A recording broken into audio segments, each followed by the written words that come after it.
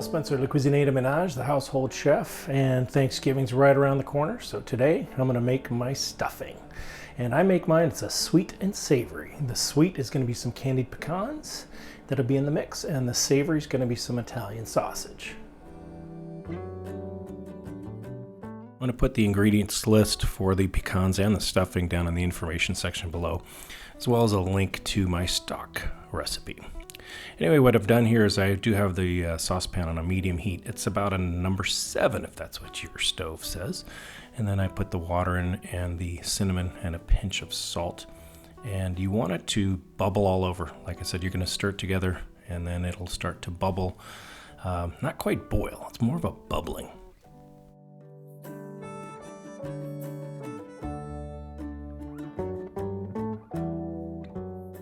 So we're going to thoroughly coat these pecans and then bring it up to the bubbling again, and that'll be about 2 minutes. What you're really trying to do is thicken the sauce and get it more caramelized. And then once the pecans start to stick together, you're done. And then what you do is you place them on a parchment-lined baking sheet. Try to separate them as much as possible, and we're going to let them dry and cool.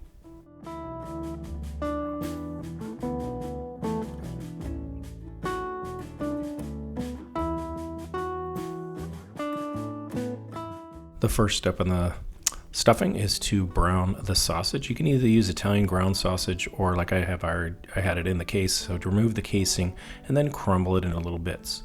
You want to start to brown it and then add your spices. And then as it starts to brown a little further, we'll go ahead and add the butter and the olive oil. Once that butter is melted, it's time to add the onions, garlic, and celery, and you continue to cook that till the sausage is browned, and then that's a perfect amount of cooking time.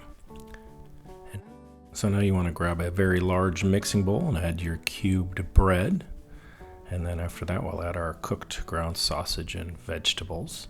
And then you want to rough chop those dried and cooled pecans, and after you've rough chopped them, put them into the bowl as well, and give everything a good mix at this point.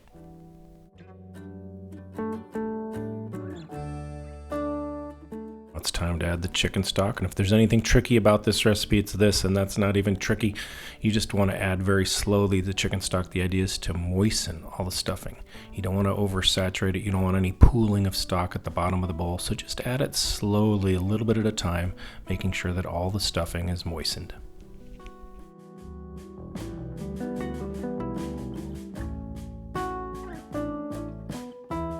Now that you've mixed it thoroughly, it's time to preheat your oven to 375. Lightly grease this casserole or baking dish. Put it all in evenly. Bake it for 30 minutes. And I think it's awesome with a little bit of gravy on top. There you have a very easy, sweet and savory stuffing. Thanks for watching. If you like it, please subscribe, and we'll see you next time.